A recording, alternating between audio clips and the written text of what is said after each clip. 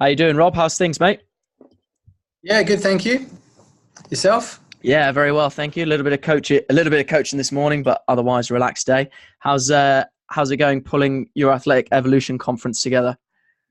Yeah, good. So we've got everyone lined up for June the 2nd, which is happening at Megatland Sport Complex, which is where Barrowmuir Rugby Club is. So, yeah, looking forward to hearing from Sean Cumming, particularly around growth and maturation and kind of where we're at. And then also quite to kind of deliver my thoughts in terms of philosophy around building kind of the athletic skills toolbox. So should be good. Should be a good day. Excellent. I'll chuck links to that in the show notes. One question I ask every person who comes on the podcast, inspired by Simon Sinek's book "Start with Why," is why do you do what you do, and how has that why led you to what you're currently doing? Okay, so I've thought about this, and there's a few different kind of studies, but the one that probably is the most obvious for me is probably a bit strange in that I've always been intrigued by the potential within people. So I remember as a kid kind of being in the back seat of the car, and we'd drive past a person and I'd think, I wonder if that person is like a world champion kickboxer, but I didn't never knew it. Or that person's like a brilliant artist, but they never knew it. So I've always had this concept around, people's potential and what they're capable of. The big thing for me growing up, so I come from a very musical family. My dad was a professional musician for years on end. And in my family, the second you could move, you got given an instrument. So I played the trumpet for 10 years, and practice was always a norm. So my three brothers and sister would always be in our rooms practicing. That was just a given. And so when I moved away from music and went into sport, I kind of took that with me, that kind of mentality. And once I failed to become a pro athlete, I kind of thought, what's the next best thing? How can I stay in this environment? How can I stay around this kind of performance mentality? So that kind of led me to coaching. So I guess that kind of typical thing of those who can do and those who can't coach or teach. So yeah, so basically I kind of really, really loved, learning and improving and developing into your potential. And I've kind of just followed that rabbit hole. So that took me to college, that took me to uni to do a degree in strength and conditioning at St. Mary's, then sticking around for a master's in physiology, and then basically down in Bournemouth at Leaf Studio School, doing some stuff there for their kind of sports performance program. And then eventually, after a number of kind of opportunities around the UK, ending up in Scotland with Scottish Rugby. So that's kind of how I ended up here. Wicked. You mentioned about staying in that high performance environment, whether it's music, sport, or whatever field. You did a brilliant video that I really liked the other day about what high performance is to you. Now, I know a lot of clubs or organizations, high performance is the facility or just simply sticking high performance on the back of a hoodie. What does high performance look like to you, and how do you develop a culture where this is the norm? So for me, because I think you can have high performance athletes who are paid who aren't high performance. Like, you just need to look at the sport of football to see that, in terms of, the middle of the week they're out boozing and then they're playing on the weekend. Like, they might be getting paid a ridiculous amount, but they're not high performance athletes in terms of their mentality. So for me, it's a desire to improve and perform at the highest level possible. I see 16-year-olds who are amateurs who have a high performance attitude. I see international women's players who are part-time that have a high performance attitude. So for me, it's a real desire to improve and bring out the best. And I think a big part of this, parts I guess for me, is one is like the coaching delivery in terms of the quality of information and analysis that's kind of given to athletes. The second part is like the attitude and the application of the athlete to training. And then the third is kind of the culture or the motivational climate of the group. So for me, it's kind of leading from the front coach that, you're seeing coaches who are hungry to learn, hungry to improve, hungry to make themselves a better coach, because that kind of drips down to your athletes. But also there's things just within kind of the training processes. So accountability. So for example, like monthly bests, like, have you improved your counter movement jump or your speed or your lifts from last month? So this idea of constant improvement and accountability, they're kind of the biggest ones for me in terms of how we facilitate a high performance environment or a high performance attitude. And with your athletes at Scottish Rugby, or even the athletes you work with for athletic evolution, do you come up with how you want to keep them accountable? Or if you're working with a squad, for example, will you say, right, guys, what are the standards we want to be kept accountable? What are the consequences for example, not hitting those metrics, or what punishments, if you will, for want of a better word, are going to happen if this isn't the case? So I'd say kind of across both of those. So there are some that are kind of required within the setup of Scottish Rugby. So, for example, we kind of need to take monthly bests for players in terms of so a bit of the testing battery that we do: counter movement jump, 1200 meter bronco, and then speed testing up to 40 meters. So those are things that we feed back along with attendance. For those kind of athletes who maybe aren't competent in terms of lifts yet, we track their kind of improvement through a competency tracker that was put together by Jared Deacon, which is really good. For those guys who are competent, then it will be their monthly bests around their lifts. So feedback. Then quarterly, they'll do national testing, which is pretty similar. So counter movement jump, speed, but they'll do a yo-yo instead of a bronco.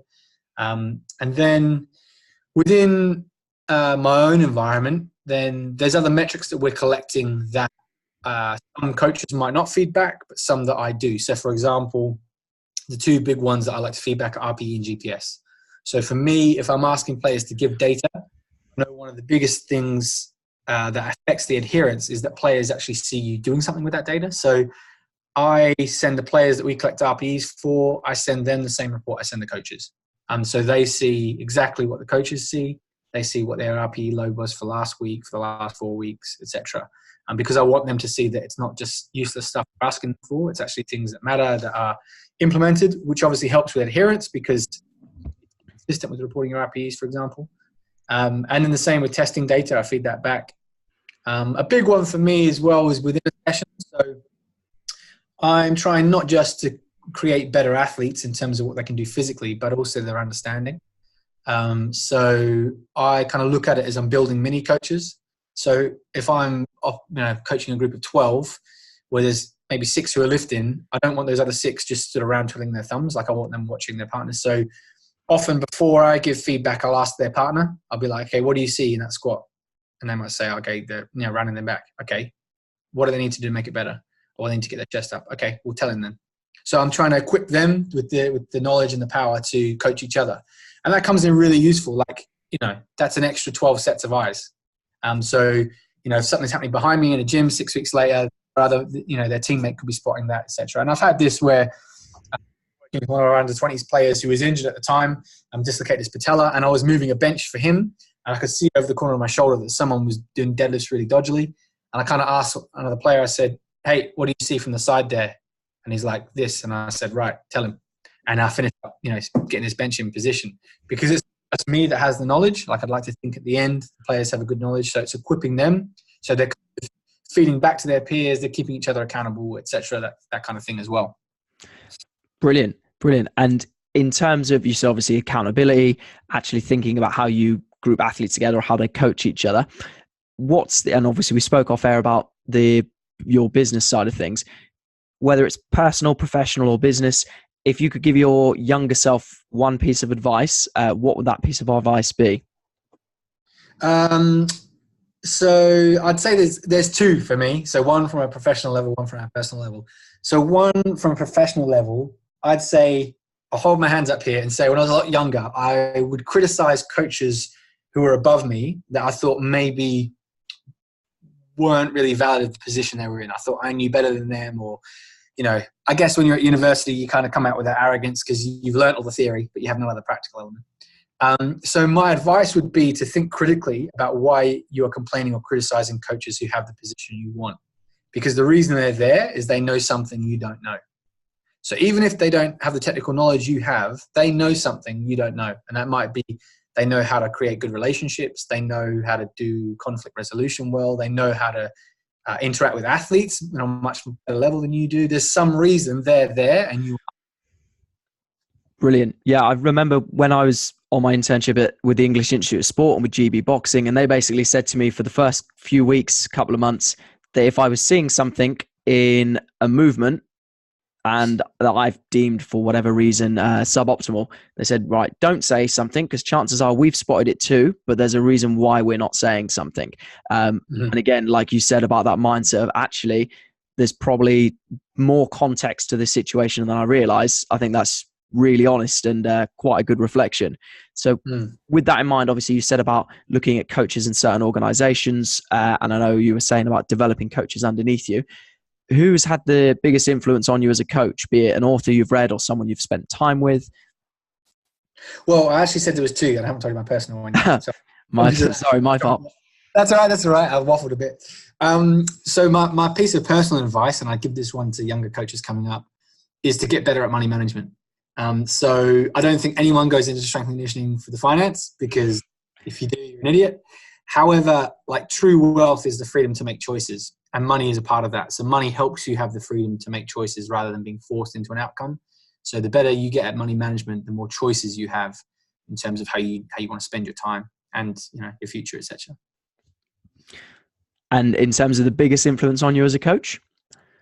So this is going to be, I guess, slightly different. So I would have to say my dad, which he'd probably laugh at and be very surprised about because he isn't a coach. Yeah.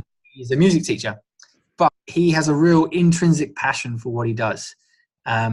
And so to give an example, I was Skyping him today. He's 70 years of age, and behind him he had 6 guitars up on the wall. Still practicing every day, still performing all the time. Every time we talk to him, he's talking about what gigs he's doing, what new bands he's playing in. He has a real approach of mastery. He plays like 10 or more instruments. He's still in love with music as he's ever been. And he was heavily involved, obviously, in kind of my musical beginnings. So that real influence for me about chasing what you love, that's always been kind of his influence. And he's, there's been a few catchphrases, I would say, in his teaching that I've kind of taken on board and applied into sport. So a big one he talks all the time talks about KISS, keep it simple, or keep it simple, stupid. So for me, in a sporting context, that kind of means keep it simple. That the basics can go a long way. Not everything needs to be complicated and complex. Then the second one, he's a jazz musician, so they like to improvise. His kind of catchphrase was, there's no such thing as a wrong note. And kind of the interpretation of that is that there's no failure, there's only feedback. So don't view things as catastrophic or as an emotional attachment. Take the feedback from it and look at how you can improve the next time. That makes a lot of sense. I'm not a musical person by any stretch, but I suppose in the strength and conditioning world, my interpretation of that is when people label an exercise bad with no prior context. You mentioned, so what would you say, for example, to parents or technical coaches, or perhaps those who perhaps aren't as well informed, who say something like, I don't know, don't deadlift, you'll hurt your back, or don't squat, it's bad for your knees? I think I really like the Dan John one, like how you squat is bad for your knees. That's a big one for me. But I think there's we shouldn't demonize certain exercises, because usually these things have been given a reputation wrongly, or with kind of added detail that we haven't been privy to. So for example, someone who had an existing back issue, or someone who didn't move well, or was overloaded in terms of a movement pattern and therefore produced an injury, and suddenly they're telling everyone, you shouldn't deadlift, that's how I did my back. Like, well, maybe you lifted in a really crappy way and you didn't have a good coach and weren't progressed, in a really slow manner. And the other thing is kind of extenuating circumstances. Does that person have an existing condition? Does that person have a legitimate reason why they shouldn't be squatting or deadlifting? There's not kind of cast iron rules for everyone. No, absolutely not. Absolutely not. You mentioned earlier about in your younger days potentially criticizing coaches without prior context. So for yourself as a coach now, what do you think your harshest critic would say if they either watched you coaching or had an idea of how you coach, or strengths, weaknesses, etc.? I was thinking about this one. I was thinking, I'll be really honest. I probably would think that they would say I'm too friendly with my athletes in terms of not serious enough in sessions. And I think that's probably an offshoot of me wanting to make it fun and enjoyable, but also a kind of human-centered approach in that, if you come into my sessions, you'll hear me asking them about how school's going, what they're doing on the weekend. Other things seem unrelated, but that's because I purposely want them to know that I'm interested in them as a human being and not just as an. So they've got value to me outside the program, not just because they're playing rugby. So it might seem unrelated or seem that I'm being too casual, but it's actually, I'm wanting them to realize that they're valuable, and, that if they're injured or they're not selected or they're deselected or whatever, they still have value outside of being an athlete. Yeah. And like you said, they're not just, I don't know, weight on a bar or how high they can jump. I suppose it also helps to build a picture of the athlete in front of you. So if it's coming to coaching cues, you can think of something that actually is going to really stick with that person, rather than, oh, here's what I tell all of my athletes and you're one of my athletes, so therefore you get the same. Yeah, totally. And I would say that's one of the best monitoring tools you've got. Like, I've had conversations that have produced changes in a program or changes in someone's schedule because of those conversations, of them saying, well, actually, I've done 4 hours of PE today and I'm really, really knackered. And I wouldn't have known that if we hadn't had that conversation. And that's impacted what we've done in the session. So, it's actually really important to know your athletes. It's the best monitoring tool you can get. Oh, absolutely. Whenever I see expensive stuff, or, hydration status, or, I'm trying to think of the one Joel Jameson used, heart rate variability, I think, well, what's this going to tell me that a really good relationship with my athlete might not tell me? And then I question whether it's of value. You mentioned in one of your videos about how to select CPD that's relevant to you. Do you want to go into a little bit more detail about that? Because I know that a lot of coaches get frustrated having shelled out money, booked a weekend off, to then come with no take homes. Yeah, I think this is one of the things that I get quite frustrated at. And I mean, it's often the case when there's like kind of big conferences on, because they're obviously trying to cater for everyone. But the problem is, when you cater for everyone, you also cater for no one. So you can end up sitting in seminars that are all about a piece of kit you don't have access to, and it's it's entertaining, but it's not really useful. So I think, like, my mentality now going into CPD, and also when I organize and deliver CPD myself, is how is this going to change my next session? So when I deliver CPD, I want people to walk away knowing when they coach tomorrow, this is how that's going to impact that session. So there's some sort of immediate payoff. I think the other thing is looking at things that are relevant to your field. So there's things that are nice to know, but there's things that actually we need to know. Be seeking out those things. So there's probably coaches in your area that you could seek out, take out for coffee, watch them coach, watch them deliver, pick their brain on something that's their specialty. And then also, be aware that if people are hungry for that information, if you're hungry for it, there's other people who are as well. So that's really how the Athletic Evolution Conference got started. Like, I wanted to hear what Howard Green had to say. I wanted to hear from Simon Brundish and Shane Fitzgibbon and Griff. And it's far more efficient for me to bring 4 guys to Edinburgh than for me to do 4 trips to Ireland and Bolton and Derby and London. So actually, there's real value in getting people to come to you and sticking out to other people and saying, hey, are you interested in learning from Dan Baker? Are you interested in learning from Rodri Lloyd? There's the guys that I've done in the past as well. And they've always been successful because people are interested. Yeah. And you mentioned obviously about, rather than moaning that these people are so far away, actually doing something about it. So my follow-up question to that is, if you could spend a period of time observing one coach with his or her athletes, what coach would you like to spend time with, and why would you choose that person? I've been greedy and I've picked 2. So my first one would be Jeremy Frisch, who anyone in the youth athlete kind of world is probably up to scratch on, simply because I've spent a lot of time with really great coaches like Shane Fitzgibbon and Simon and Howard and those guys. So I've seen those guys coach. He's a guy that I see little clips of on Twitter, and I'm really interested in his stuff because it seems innovative and fun and applicable. So he'd be one. The other one would be Charlie Francis. So obviously really well known speed coach.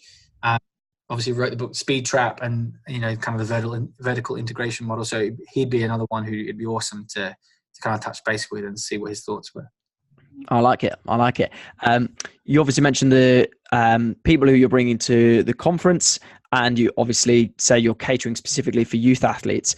My next question is, what is your philosophy when it comes to training an athlete? And does this change at all when there's youth athletes in front of you versus, say, an adult athlete?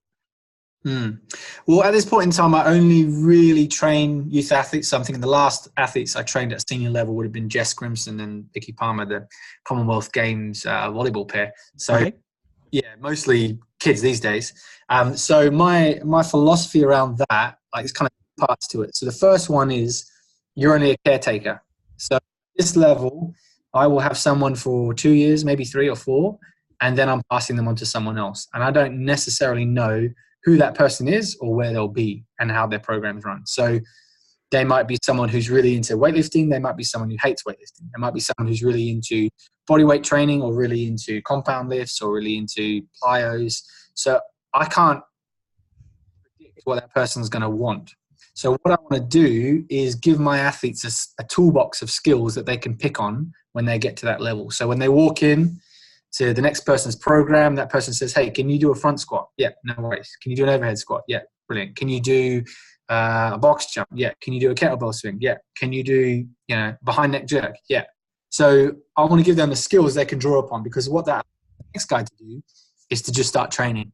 If they have to spend 6 to 9 months learning something, that's 6 to 9 months that they're not going to get to improve from a power or speed or strength perspective, for example. So what I want to do is acknowledge that I'm just a caretaker for this period in time, that I'm going to pass this person on. And what I want to pass them on with is a toolbox of skills that they're really competent in performing.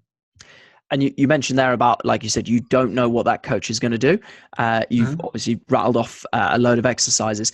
How do you, within your training process or within your idea of how you're going to develop an athlete for the longer term, where's your starting point? Bearing in mind, you just said the coach could literally have them do any number of things. What are your basics?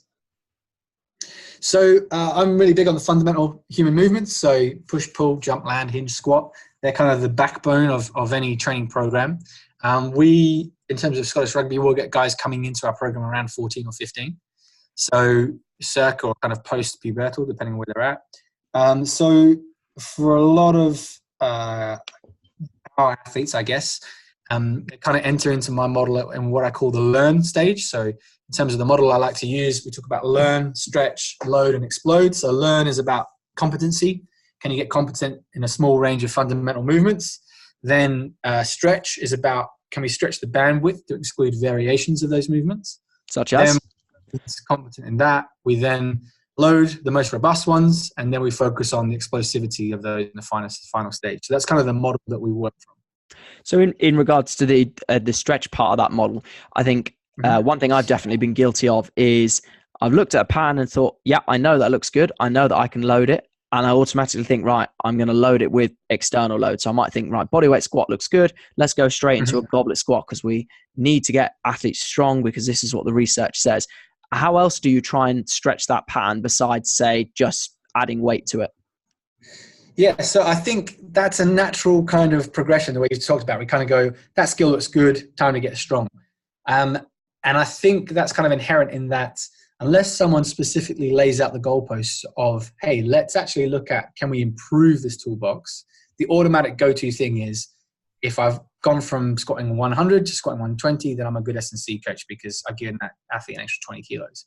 So what I've done with my guys is try to say, look, the goalpost is not stronger at this point in time. The goalpost is a wider variety. So for example, what I kind of look at is, from a variation perspective, there's loads of things we can manipulate. So we can manipulate the implement. So it might be a dumbbell or a kettlebell or a bar or body weight.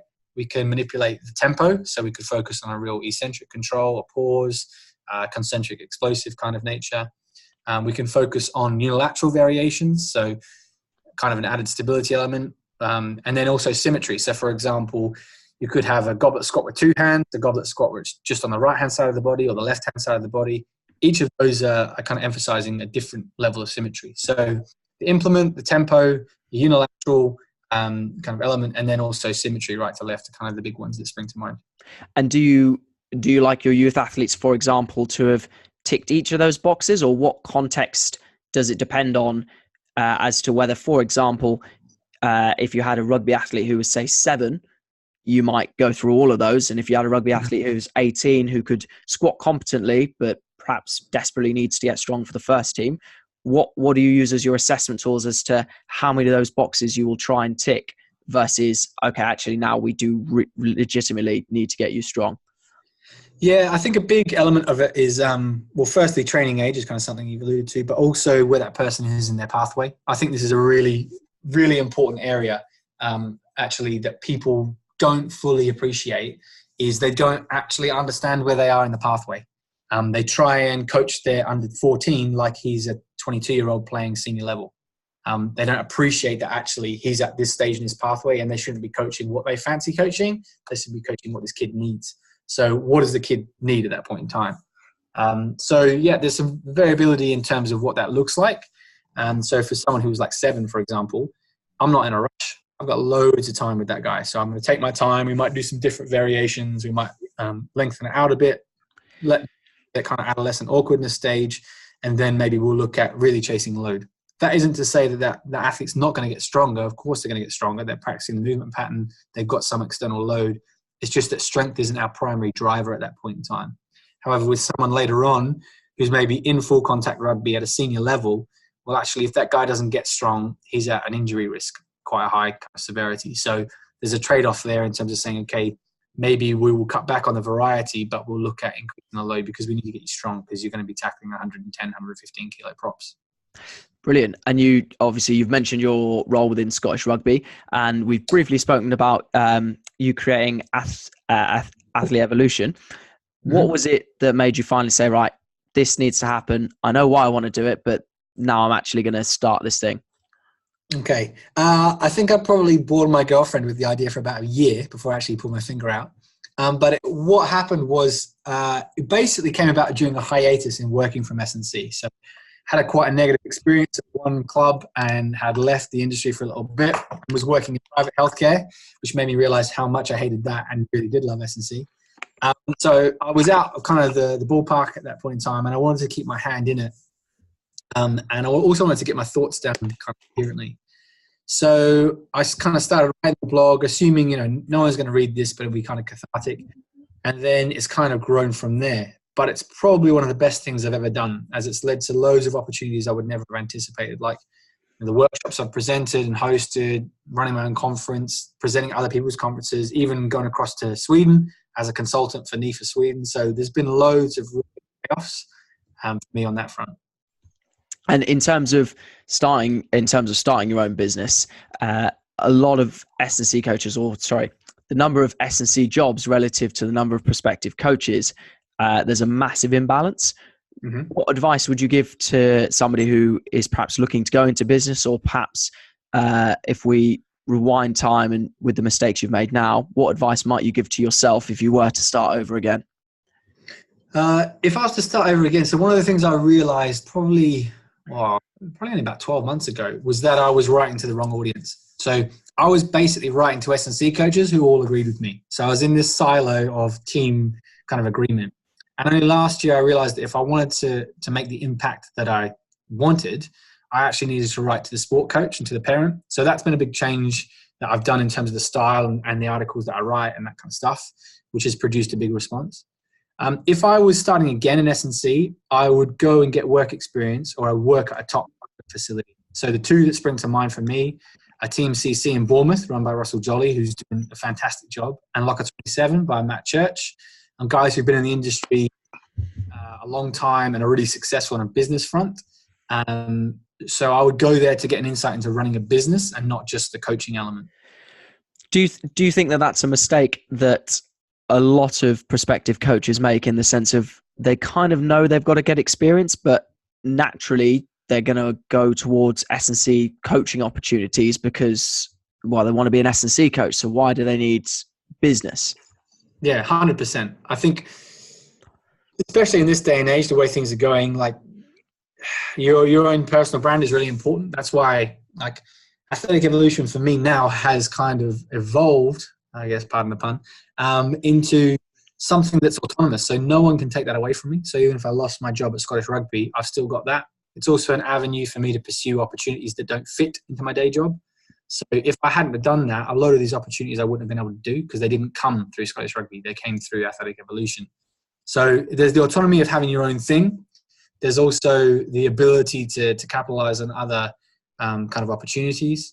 But also I do think there's a bit of snobbery around, S&C for, athletes versus the general public. Like, to be honest, if someone was interviewing for a job with me and one person had Team CC on their CV and someone else had, I don't know, Kidderminster Harriers or something, or Kidderminster United or whatever they're called, like I would consider the experience at Team CC far better than what they're probably going to get at, you know, a low level football league club.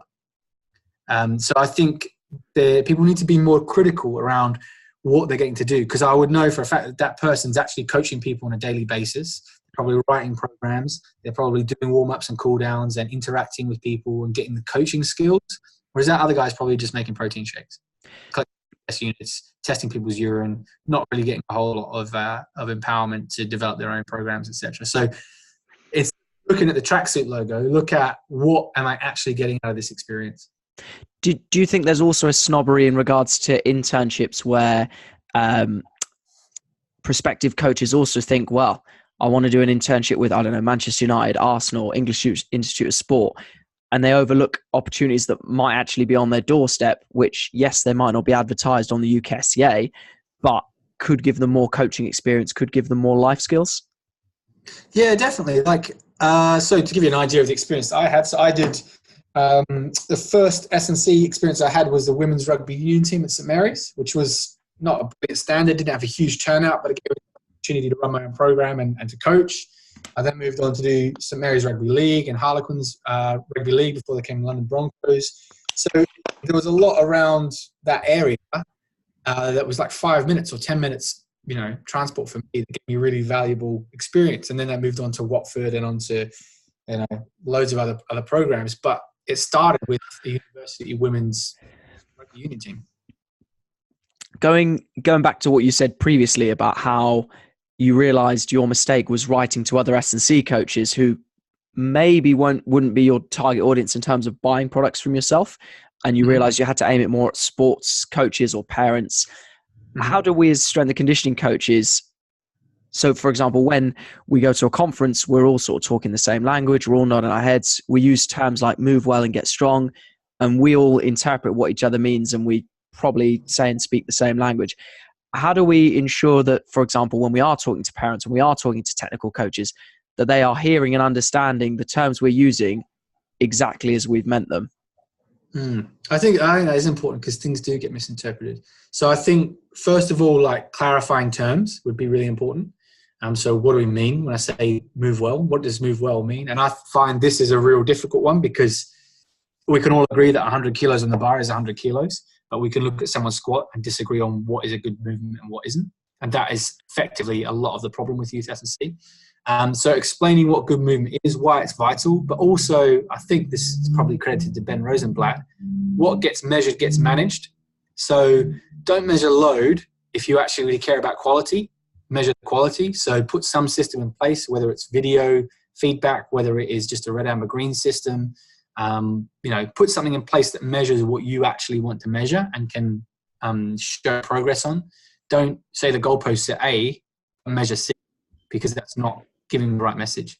So I think that also helps to create buy-in on the athlete's part or the parent's part, because they know what the goalposts are and they know what progress is. If you don't dictate, hey, this is what the goalposts are and this is how we're going to measure progress, then pretty much the only metric we have is, are they bigger, faster, stronger? And in regards to assessing those metrics,